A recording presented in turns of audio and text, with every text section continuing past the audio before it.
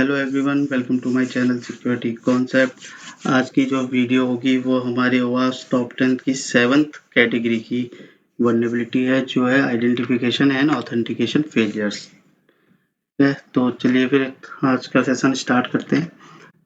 तो जो ये ओवास टॉप 10 2021 की लिस्ट है, उसमें ये जो आज हम डिस्कस करेंगे वल्नरेबिलिटी, वो 7th नंबर पे आती है, आइडेंटिफिकेशन एंड ऑथेंटिकेशन फेलियर।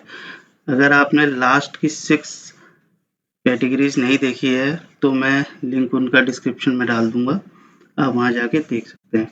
ठीक है, जो ये 7th नंबर की कैटेगरी है आइडेंटिफिकेशन एंड ऑथेंटिकेशन फेलियर, ये 2017 की वास लिस्ट में 2nd नंबर पे आती थी, ब्रोकन ऑथेंटिकेशन नाम से। ठीक है, तो इसका रीनेम हुआ है और ये 7th पोजीशन में आ गई है। अब तो देखते हैं ये क्या होती है वल्नरेबिलिटी। तो आज का जो एजेंडा रहेगा वो रहेगा इंट्रोडक्शन होगा पहले, फिर हम टाइप्स देखेंगे ऑथेंटिकेशन फेलियर वल्नरेबिलिटीज के, फिर हम प्रिवेंशन देखेंगे, हम कैसे प्रिवेंट कर सकते हैं इस वल्नरेबिलिटी से, फिर लास्ट में हम प्रैक्टिकल्स देखेंगे। तो चलिए फिर स्टार्ट करते हैं। Previously number 2 on the OWASP list, broken authentication has been renamed to this and now ranked at number 7। ठीक है, जैसे कि मैंने बताया था आपको, OWASP 2017 में ये 2nd नंबर पे आती थी ब्रोकन ऑथेंटिकेशन नाम से, पर उसके बाद जब 2021 की OWASP की लिस्ट पब्लिश हुई तो उसमें ये 7th नंबर पे आई। Identification and authentication help secure a digital framework's perimeter as the first line of defense. Identification involves attribute each user's unique identity to use an application services। ठीक है, तो क्या होता है ऑथेंटिकेशन प्रोसेस, जैसे कि आपको पता ही होगा, जब भी हम कोई वेबसाइट में लॉगिन करते हैं, ठीक है, तो हम वहाँ पे हमारे अलग अलग मैकेनिज्म होते हैं। तो जैसे कि मेनली कॉमनली मैकेनिज्म कौन सा होता है, यूजर नेम और पासवर्ड डालने का। ठीक है, वो हमारा होता है ऑथेंटिकेशन मैकेनिज्म। तो और उसमें आइडेंटिफिकेशन क्या होती है, एक यूजर की यूनिक आईडी जो कि यूजर नेम होती है, जो यूनिक होती है। ठीक है, तो हम जब यूजर नेम डालते हैं तो इसका मतलब हम अपने को आइडेंटिफाई कर रहे हैं कि हम ऑथराइज्ड यूजर हैं उस वेबसाइट के रिसोर्सेज को यूज करने के लिए, और पासवर्ड डालकर हम ऑथेंटिकेट करते हैं अपने को। ठीक है, on the other hand, an authentication mechanism validates a user session legitimacy based on assigned identities and access credentials। ठीक है, ऑथेंटिकेशन मैकेनिज्म क्या होता है ना, वैलिडेट करता है यूजर सेशन लेजिटमेसी को, कि जो यूजर्स का सेशन है वो लेजिटमेट है या नहीं है, जो यूजर ने लॉगिन किया है। ठीक है, तो ये आज चीज कवर होती है हमारे सेशन मैनेजमेंट में, जहां पर सेशन आईडी पिक्चर पे आती है। ठीक है, जब भी मैंने लास्ट अपनी वीडियोस में भी बताया था, जब हम ऑथेंटिकेट कर देते हैं तो HTTP में क्या होता है कि हमेशा हर बार हमें अपने को ऑथेंटिकेट कराना पड़ता है। तो इस वजह से जो हमारी सेशन आईडी होती है उसमें हमारी सारी इंफॉर्मेशन स्टोर्ड रहती है। तो जब भी हम उस वेबसाइट का कोई रिसोर्स यूज करते हैं तो सेशन आईडी के हेल्प से वेब सर्वर हमें आइडेंटिफाई करता है। ठीक, यही ऑथेंटिकेट यूजर है और इसके पास एक्सेस है इस रिसोर्स को यूज करने के लिए। ठीक है, नेक्स्ट है identification and authentication failure occurs when the application fails to correctly implement function associated with the user's identity, authenticity and session management। ठीक है, ऑथेंटिक आइडेंटिफिकेशन और ऑथेंटिकेशन फेलियर होते हैं जब कोई एप्लीकेशन फेल हो जाती है कि किसी भी यूजर्स की आइडेंटिटी को पहचानने में, उसकी ऑथेंटिसिटी को पहचानने में और सेशन मैनेजमेंट को पहचानने में फेल होती है, वहां पे ये वल्नरेबिलिटी अराइज होती है। ठीक है, such failures often lead to persistent system level threats exploited by malicious actors to assume a user's identity, data theft or an entire system compromise। ये जहां पर भी ये फेलियर होती है वो एक हमारे एक्सप्लॉइट को लीड करती है, मतलब इसकी वजह से जो चीज हो सकती है, जो हमारे मेलिशियस एक्टर्स कर सकते हैं, वो यूजर्स की आइडेंटिटी को कर सकते हैं। ठीक है, अनऑथराइज्ड यूजर की आइडेंटिटी को थीफ करके, स्टील करके वो ऑथराइज यूजर बन सकता है, ठीक है, अपने को इम्पर्सनेट कर सकता है, ठीक है, डाटा को थेफ्ट कर सकता है, डाटा को स्टील कर सकता है और एंटायर सिस्टम को कॉम्प्रोमाइज भी कर सकता है, ठीक है। A broken authentication vulnerability can allow an attacker to use manual or automatic methods, ठीक है, to try to gain control over any account they want in a system, ठीक है। जो ब्रोकन ऑथेंटिकेशन वल्नरेबिलिटी है वो अटैकर को allow करती है मैनुअली और ऑटोमेटिक मेथड से कोई भी अकाउंट का कंट्रोल गेन करने का, ठीक है, जिस वांट इन अ सिस्टम, किसी भी सिस्टम में कोई अकाउंट को एक्सेस को गेन करने के लिए ये अलाउड करती है, ठीक है। Websites with broken authentication vulnerabilities are very common on the web. Broken authentication usually refers to logic issues that occurs on the application authentications mechanism, like batch session management prone to username enumeration, when a malicious actor uses brute force techniques to either guess or confirm valid users in a system, ठीक है। तो ये protocol authentication जो vulnerabilities होती है ना, ये common होती है वेब में, ठीक है। और ये कैसे कैसे होती है, जैसे हम एसक्यूएल इंजेक्शंस करते हैं, वहां पर भी हम ब्रोकन ऑथेंटिकेशन करते हैं, ऑथेंटिकेशन को बाईपास करते हैं, ठीक है। जहां जहां पे हम बाईपास करेंगे ना, वहां पर ब्रोकन ऑथेंटिकेशन होगा। जैसे कि हम ब्रूट फोर्स करते हैं, ठीक है, तो वहां पर भी हम गैस करते हैं यूजर नेम और पासवर्ड को, तो वहां पर भी क्या होती है, हमारी ऑथेंटिकेशन मैकेनिज्म को हम बाईपास करते हैं, ठीक है, और ब्रेक करते हैं, ये यहाँ पर बताया गया है।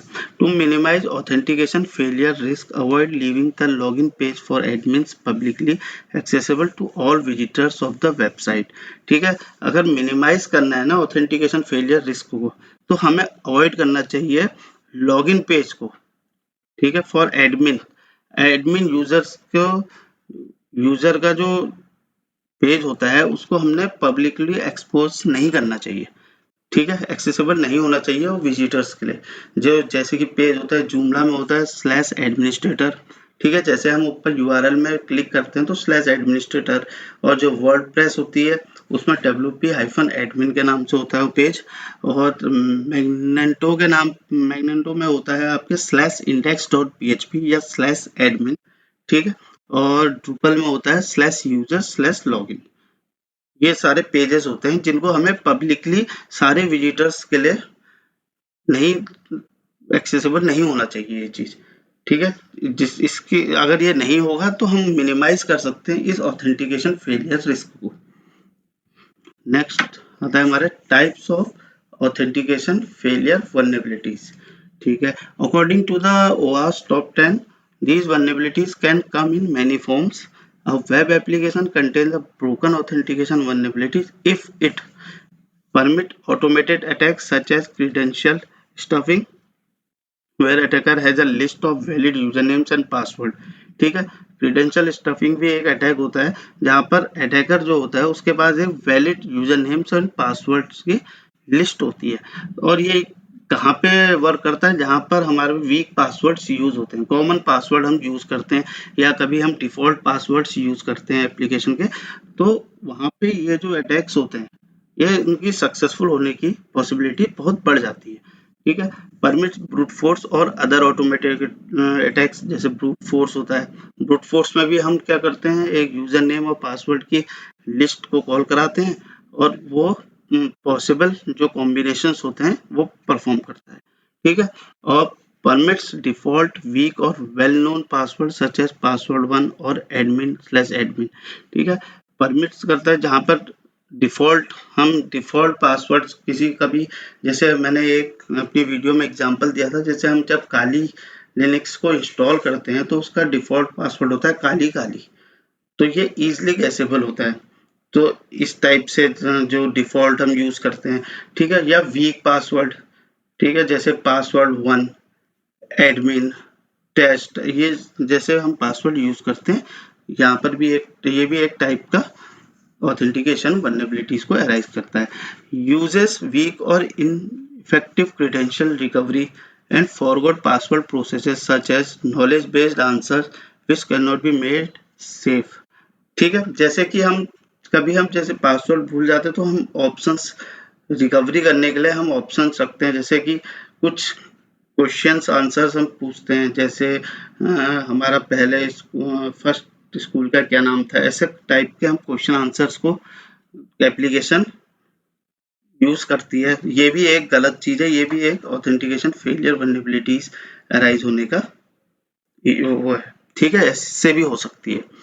और यूजेस प्लेन टेक्स्ट इनक्रिप्टेड और वीक हैश पासवर्ड, जहाँ पे हम यूज करते हैं हैश मिसिंग और इनइफेक्टिव मल्टी फैक्टर ऑथेंटिकेशन। ठीक है, और expose session ID in the URL, जैसे यूआरएल में हमारा सेशन आईडी रिवील होती है, वहां पर भी एक ऑथेंटिकेशन फेलियर अराइज हो सकती है। ये सारे टाइप्स थे कि कहाँ कहाँ पे हमारी जो ऑथेंटिकेशन फेलियर है वो वल्नरेबिलिटीज हो सकती है इस कारण। ठीक है, हाउ टू यू प्रिवेंट, अब हमें प्रिवेंट कैसे करनी है ऑथेंटिकेशन फेलियर्स को। ठीक है, where possible implement multi factor authentication to prevent automated credential stuff, brute force and stolen credential reuse attacks. ठीक है, जहां पर भी पॉसिबल हो ना वहां पर हमें, आजकल तो हर उसमें हमारे जब ऑथेंटिकेशन मैकेनिज्म हम यूज करते हैं तो मल्टी फैक्टर ऑथेंटिकेशन यूज करते हैं, जैसे हमारे पास ओटीपी आता है, ठीक है, कैप्चा हो गया, ये सारी चीज हो, ये भी बाईपास जाते हैं, पर हमें यूज करने चाहिए, इनसे रिस्क थोड़ा कम होता है। ठीक है, डू नॉट शिप और deploy with any default credential particularly for admin users. ठीक है, एप्लीकेशन को कभी भी default user name password use नहीं चाहिए करने चाहिए, specially for admin users. Admin users के इसलिए क्योंकि वो हाईली प्रिविलेज्ड यूजर्स होते हैं। ठीक है, implement weak password checks such as testing new or change password against a list of the top 1000 worst passwords। ठीक है, वीक पासवर्ड हमें इम्प्लीमेंट नहीं करने चाहिए। ठीक है, align password length complexity and rotational policy with NIST 863 based guidelines. ठीक है, हमें अलाइन करनी चाहिए पर्टिकुलर पासवर्ड लेंथ की, इतना लेंथ का पासवर्ड कंपलसरी होना चाहिए। ठीक है, कॉम्प्लेक्सिटी उसका कॉम्प्लेक्स होना चाहिए पासवर्ड को, और रोटेशन पॉलिसी उसको टाइम टू टाइम चेंज करते रहना चाहिए। ये पॉलिसी जो निस्ट के गाइडलाइंस में आई है उनको फॉलो करना चाहिए। ठीक है, लिमिट और increase delay failed login attempts, जो फेल्ड लॉगिन अटेम्प्ट्स हैं उनमें लिमिट करनी चाहिए। ठीक है, कि इतने जैसे 3 अटेम्प्ट्स के बाद फुल लॉक हो जाएगा, ये चीजें हमने अपनी वेबसाइट में लगानी चाहिए। Log all failures and alert administrators when credential stuff brute और अदर अटैक्स आर डिटेक्टेड। ठीक है, ऑल फेलियर मतलब जैसे कि 3 अटेम्प्ट्स कोई भी करेगा तो कुछ टाइम के लिए वो अकाउंट लॉक हो जाना चाहिए। इस टाइप का मैकेनिज्म हमें यूज करना चाहिए। अपना use a server side secure built-in session manager that generates a new random session ID with high entropy after login। ठीक है, session ID should not be in the URL, जो session ID होनी चाहिए वो हमारे यूआरएल में reveal नहीं होनी चाहिए। ठीक है, अगर ये रिवील हुई तो सेशन आईडी से कोई भी अटैकर उसको हाईजैक करके एक न्यू सेशन ओपन कर सकता है उस यूजर की आइडेंटिटी से। ठीक है, इम्पर्सनेट होने की इसमें बहुत ज्यादा चांसेस होते हैं। ID should also be securely stored and invalidated after logout, idle and absolute time outs. ठीक है, जो आईडी होती है वो सिक्योरली स्टोर्ड होनी चाहिए, इनवैलिडेटेड आफ्टर लॉगआउट। ठीक है, लॉगआउट के बाद वो इनवैलिडेट हो जानी चाहिए। ठीक है, और एक उसका टाइम आउट होना चाहिए, उस टाइम आउट के बाद वो इनवैलिडेट हो जाएगी जो सेशन आईडी होगी हमारी। ये सारे थे प्रिवेंशन ऑथेंटिकेशन फेलियर के। ये चीज आपको अभी आगे जाके प्रैक्टिकल्स में और ज्यादा क्लियर होगी जब मैं डिफरेंट टाइप के प्रैक्टिकल आपको ऑथेंटिकेशन फेलियर के दिखाऊंगा। तो अब हम मूव करते हैं अपने प्रैक्टिकल सेशन की ना। तो ये मैंने ओपन कर दिया ट्राई हैक मी लैब। तो अब हम देखते हैं इसमें ब्रोकन ऑथेंटिकेशन। ठीक है, तो उससे पहले मैं अपनी जो मशीन है, प्रैक्टिकल पार्ट है इसका, मशीन को ऑन कर देता हूँ, तब तक हम अपना पूरी थ्योरेटिकल देखेंगे। मशीन के लिए मैं चले जाता हूँ लिनक्स कमांड लाइन में यहाँ कंसोल में। तो यहाँ मैं डाउनलोड्स में चले गया हूँ ls। अब मैं ओपन कर लेता हूँ अपना VPN। ठीक है, सीक्वेंस कंप्लीटेड। अब मैं आ गया अपने इसमें, स्टार्ट कर लेता हूँ मशीन। ठीक है, स्टार्टिंग योर मशीन। 1 मिनट के बाद हमें IP अपनी मिल जाएगी। तब तक हम देखते हैं, authentication and session management constitute core component of modern web applications. ठीक है, authentication allow users to gain access to web application by verifying their identities. ठीक है, ऑथेंटिकेशन जो अलाउ करता है वो यूजर्स को एक्सेस करने के लिए किसी भी वेब एप्लीकेशन में। ठीक है, by verifying their identities means user names and password. ठीक है, the most form of authentication is using a username and password mechanism. ये मैंने अभी बताया था आपको स्लाइड में। A user would enter these credentials, the server would verify them. If they are correct, the server would then provide the user's browser with a session cookie. ठीक है, जैसे ही यूजर ने पासवर्ड एंटर करता है user, तो submit करते वो जो क्रेडेंशियल्स है वो वेब सर्वर के पास जाते हैं। वेब सर्वर अपने डीबी में उनको चेक करता है, अगर वो करेक्ट होते हैं तो वेब सर्वर एक सेशन आईडी कुकीज में लगा के सेंड कर देता है रिस्पॉन्स में यूजर को। ठीक है, a session cookie is needed because web server use HTTP to communicate which is stateless. ठीक है, जैसे मैंने बताया था हर रिक्वेस्ट में HTTP को सारी इंफॉर्मेशन चाहिए होती है। ठीक है, जैसे हम किसी वेबसाइट ऑथेंटिकेट होते हैं और उसके बाद हम अगर उसके किसी रिसोर्स को एक्सेस करना चाहेंगे, तो जो HTTP होता है उसमें हर बार हमको ऑथेंटिकेशन की प्रोसेस करनी होती है। पर सेशन आईडी की हेल्प से वो सारी हमारी जो डिटेल्स होती है उसमें फीड होती हैं, तो उसकी हेल्प से हम ऑथेंटिकेशन कर पाते हैं। ठीक है, फिर attaching session cookies means that the server will know who is sending what data. ठीक है, ये मैंने अभी आपको बताई दिया है, जो सारी इंफॉर्मेशन सेशन आईडी में स्टोर होती है उस यूजर की। The server can then keep track of users action. ठीक है, ऑथराइजेशन आता है इसके बाद एक्शन में। ठीक है, if an attacker is able to find flaws in an authentication mechanism they would then successfully gain access to other users account. ठीक है, अगर ऑथेंटिकेशन मैकेनिज्म में कोई भी फ्लॉज होगा तो जो अटैकर होगा वो गेन एक्सेस कर सकता है यूजर्स अकाउंट का, इम्पर्सनेट कर सकता है। ठीक है, अकाउंट को। This would allow the attacker to access sensitive data. तो अगर ये ऐसा अटैकर कर पाए, ठीक है, किसी और की आइडेंटिटी को स्टील करके वो एक्सेस कर पाएगा, तो वो सेंसिटिव डाटा भी स्टील कर सकता है, देख सकता है उस यूजर का। ठीक है, depending on the purpose of the application. ठीक है, some common flaws in authentication mechanism include brute force attack. If a web application uses username and passwords, an attacker is able to launch brute force attack that allow them to guess the username and password using multiple authentication attempts. ठीक है, use of week credentials ये भी हमने discuss करा था अभी। Web applications should set strong password policies. If application allows user to set passwords such as password 1 or common password, then an attacker is able to easily guess them and access user accounts. ठीक है, weak password भी हमें नहीं रखना चाहिए। They can do it without brute forcing and without multiple attempts. ठीक है, उसके लिए उसको ब्रूट फोर्स करने की भी जरूरत नहीं पड़ेगी अटैकर को, ना कि विदाउट मल्टीपल अटेम्प्ट भी नहीं, अगर इजीली गेसेबल होगा या डिफॉल्ट पासवर्ड यूज कर रही होगी एप्लीकेशन। ठीक है, weak session cookies are how the server keep track of users. If the second session cookies contain predictable values, अगर इजीली प्रिडिक्टेबल वैल्यूज से बनी होगी वो सेशन की, तो वो अटैकर इजीली गेस कर पाएगा।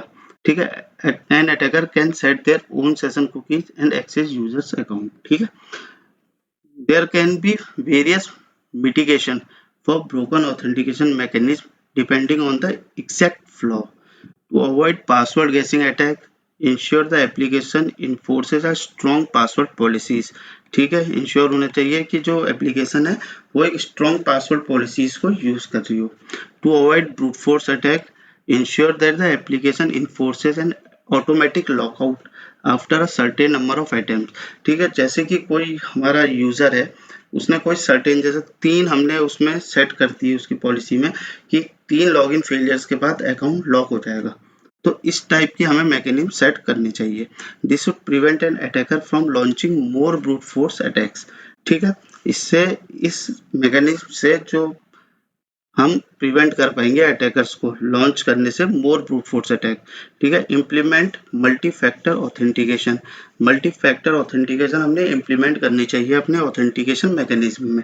ठीक है, if a user has multiple methods of authentication, for example using user name password and receive a code on their mobile device, then it would be difficult for an attacker to get access to both credentials to get across to their account। ठीक है, तो multi factor authentication भी use करना चाहिए। चलिए, हमारी IP भी आ गई है, कॉपी करता हूं मैं। तो अब हम देख लेते हैं कि क्या हमारे प्रैक्टिकल में है। तो हमारे for this example we will be looking at a logic flaw within the authentication mechanism. ठीक है, एक लॉजिक फ्लॉ है, फ्लॉज है हमारे इसमें ऑथेंटिकेशन मैकेनिज्म में। A lot of time what happen is that developer forget to sanitize the input। ठीक है, username password given by the user in the code of their application which can make them vulnerable to attack like SQL injection। ठीक है, कभी जो developers होते हैं forget कर देते हैं, भूल जाते हैं सैनिटाइज करना इनपुट को। जो भी यूजर एंटर करता है अपने यूजर नेम पासवर्ड को, उनको प्रॉपरली सैनिटाइज करना फॉरगेट कर देते हैं। तो उसमें यूजर कोई भी वैल्यू डालता है तो उसका उसको आउटपुट मिल जाता है। ठीक है, तो जो ये जो इंजेक्शन टाइप के अटैक्स होते हैं ना, इसमें मेनली होता है सैनिटाइजेशन, क्योंकि वो चीज हो जो इनपुट्स होते हैं वो यूजर के कंट्रोल में होते हैं। ठीक है, यूजर उस क्योंकि एंटर यूजर करता है उनको। However, we are going to focus on a vulnerability that happens because of a developer mistake, but it is very easy to exploit। ठीक है, तो हम जो अभी vulnerability देखेंगे वो एक डेवलपर की मिस्टेक की वजह से हुई है। दैट इज री registration of an existing user. री रजिस्ट्रेशन करेंगे हम एग्जिस्टिंग यूजर का, जैसे कि बॉब कोई यूजर बना है तो हम उसको री रजिस्टर करेंगे। अभी मैं आपको शो करता हूँ वैसे। Let's understand this with the help of an example. Say there is an existing user with the name admin, and now we want to get access to their account। So what we can do is try to re-register that username but with a slight modification। ठीक है, हम उसको री register करेंगे। Admin एक user है जो कि पहले से एप्लीकेशन में बना हुआ है, क्रिएट है। ठीक है, पर हम उसको री रजिस्टर करेंगे, पर उसमें स्लाइट मॉडिफिकेशन कर देंगे। अब वो मॉडिफिकेशन क्या होगी वो हम देखते हैं। We are going to enter admin, notice the space in the starting. हम एडमिन रखेंगे पर स्टार्टिंग में एक स्पेस दे देंगे, फिर उसके बाद एडमिन यूजर लिखेंगे। Now when you enter that in the user name field and enter other required information like email ID or password and submit the data, it will actually register a new user, but that user will have the same right as normal admin। ठीक है, तो ये यहाँ पर ये कह रहा है कि हम कोई भी जब एडमिन, जैसे हमने एडमिन यूजर पहले से क्रिएट है पर हम उसको री रजिस्टर करेंगे, और उसमें उस टाइम पे जब हम री रजिस्टर कर रहे होंगे तो उस टाइम पे हम उस एडमिन यूजर में जब हम एडमिन लिखेंगे तो उसमें एक स्पेस दे देंगे स्टार्टिंग में। तो ये कह रहा है जब वो रजिस्टर हो जाएगा तो उसके पास वही राइट्स होंगे जो एडमिन यूजर के पास है। ठीक है, वो अभी हम करके देखते हैं। To see this in action, go this path and try to register a username Darren। You will see that user already exists, so then try to register a user Darren and you will see are no logged in। will be able to see the content present only in Darren's account। ठीक है, हम एक Darren नाम का user create करेंगे space के साथ, पर जो Darren है वो ऑलरेडी एक यूजर है। हमें एक नया रजिस्टर करना है यूजर स्पेस के साथ Darren लिख के। ठीक है, फिर हम देखेंगे कि Darren के अकाउंट में जो फ्लैग है वो हमें जो नए हमने रजिस्टर किया है Darren का अकाउंट उसमें भी मिल जाएगा। चलिए अभी देखते हैं एक बार, कॉपी कर लेता हूँ मैं।